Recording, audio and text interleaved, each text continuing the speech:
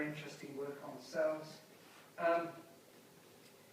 You have in the center, in the nucleus, you have the chromosomes. And the chromosomes, of course, are what determine an awful lot of the features in all living systems. Now, we all know here, I'm sure you don't need me to go over this with you, but just briefly, those of you who are not from the scientific side, DNA, this famous molecule, deoxyribonucleic nucleic acid, which was discovered by Crick and Watson in 1953, was shown to actually be carrying a message. And the nucleotides, which are the rungs of this ladder going across, just simply represented here by symbols, it's not the actual picture, of course, of them, are held together by weak hydrogen bonds. And the cytosine on one side will actually only join on the other side with guanine. So one part of this DNA string is actually the messenger carrying side, and the other is essentially rather like the old-fashioned, when we used to do photography, we had the negative before we had the positive. And this is the negative side carrying the opposite side of the message. So this message is composed of triplets of nucleotides. So cytosine there, and then this next one is adenine, which only joins with thymine on the other side. And then here's thymine joining with adenine. And so on the messenger side, this would be cytosine, and then it would be adenine, and then it would be thymine. So it would be CAT, which in DNA terms doesn't spell cat, it spells, in DNA language, a coded message for a particular amino acid. Now that's the very basic issues. It's much more complicated than that, and I know we don't have time to go into all the issues here, but you've got very important molecular machines which are involved in reading off the unzipped DNA the message which each of these is carrying. And we call that, of course, the ribosome. And the ribosome will then actually read that message, which I've just referred to, CAT, and draw along a particular amino acid, which then is combined with earlier amino acids and later ones, until eventually a string of hundreds of amino acids, if not thousands, make the proteins in our bodies. So that's true of all living systems, including the plants as well, all obeying this coded system. That CTT stands for another amino acid, GGA, guanine, adenine, stands for yet another amino acid, and so on. Now, this is a very important issue because it raises in our minds the whole concept of information. We don't just have matter and energy, and natural selection, it is argued, would eventually, from lots of useful mutations which are built up over millions of years, actually add the possibilities to what was originally there, and so eventually with natural selection operating on all these wonderful range of mutations, we should be able to advance the system into yet another stage of development. But the problem is that what I've just described, which is the neo-Darwinian synthesis, which is natural selection operating on mutations, doesn't actually fit the evidence, because all the evidence shows that most mutations are deleterious. They cause things like cystic fibrosis. They cause things like haemophilia. They cause things like colour blindness.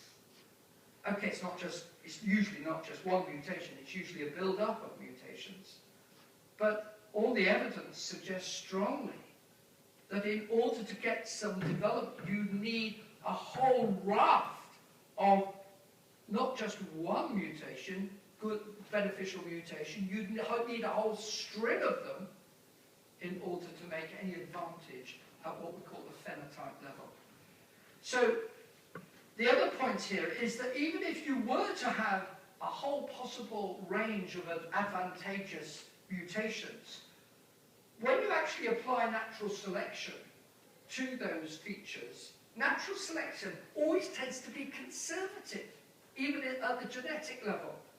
There is all these copying checkers That is, every time DNA splits, and the cell splits rather, and you have more cells made, there is all sorts of copiers checking to make sure that you've got the right sequences in the DNA. And everything is conservative within the cell. It's not actually encouraging change. So I would suggest to you that information is one of those things which shows to us that there is evidence here which fits far better with a design position than with an evolutionary position. Francis Crick said this, and I think you'll agree with me, that there is a somewhat overstepping the mark in his statements here. Sadly, the gentleman has died now. James Watson is still alive. But he said, you, your joys and your sorrows, your memories and your ambitions, your sense of personal identity and free will, are in fact no more than the behaviour of a vast assembly of nerve cells and their associated molecules. We have here a very sad prospect for the meaning of what it is to be human, if Crick is correct. I would suggest that he's more expressing his worldview and his assumptions and not really expressing true science in that statement. We need to address this issue of what is a code and what is message. I'm leading into my whole discussion about mind, because that's really what we're now considering. Mathematics, when I was doing it at the University of Wales, was to do with many symbols.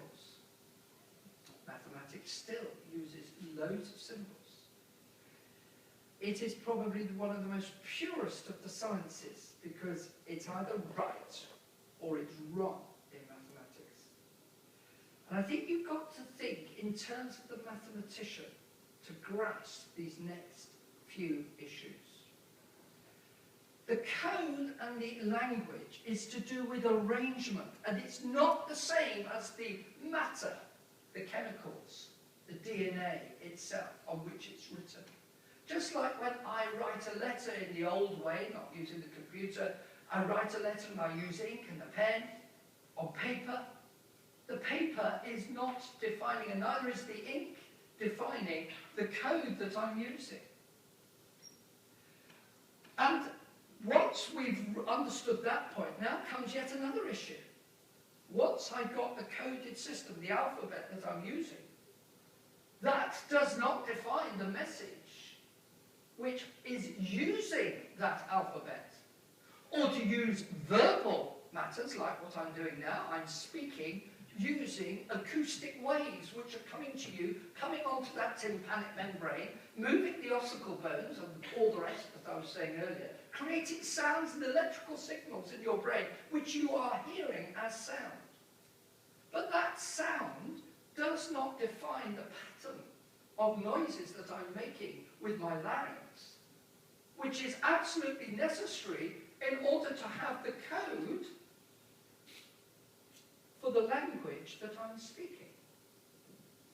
But still on the auditory example, the sounds which are going up and down, that is the letters A, B, C, D, which I'm pronouncing and all the rest, those sounds don't make the message which I'm speaking. The message transcends the language. And the language, the coded system, transcends the matter. And that's a very, very important concept, which few people are recognizing in the biological sciences. Some are, but I would suggest that there is a cul-de-sac ahead for many people who take a reductionist view, which I'm going to define in a moment. If you've got a code, and say you've got a lava lamp which looks like 22 and then it changes to 23 and 24, you can be pretty sure that somebody is trying to get a message to you. Maybe the little green men in the other room. But we intuitively know information is present if we do not perceive that it could be explained by natural law. And that is an important aspect of information. Information cannot be explained just by the chemistry of the material on which it's written. The information is more than just the laws of the pen and the ink and the paper and the flow of the ink onto the paper. The information is to do with something beyond the laws of physics, which immediately suggests mind.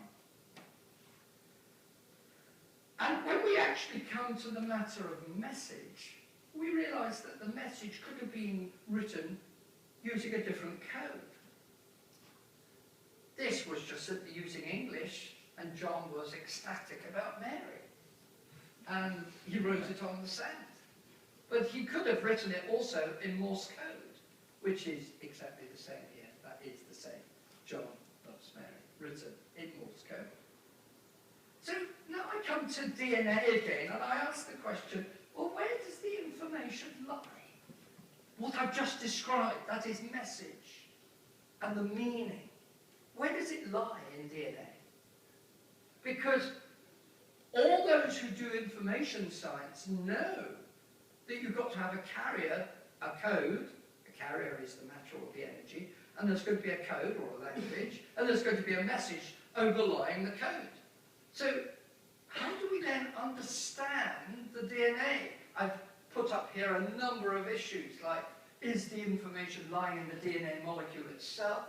Is it the DNA code which defines the message and the information? Is it the energy stored? Is it the DNA polymerase, which is a particular protein which makes the DNA, which actually, by the way, that's yet another story that raises a lot of issues, because the protein makes the DNA, and yet the DNA codes for DNA polymerase. So you've got a real chicken and egg situation there. The nucleotides, molecules themselves, is it that way the information could be said to actually reside?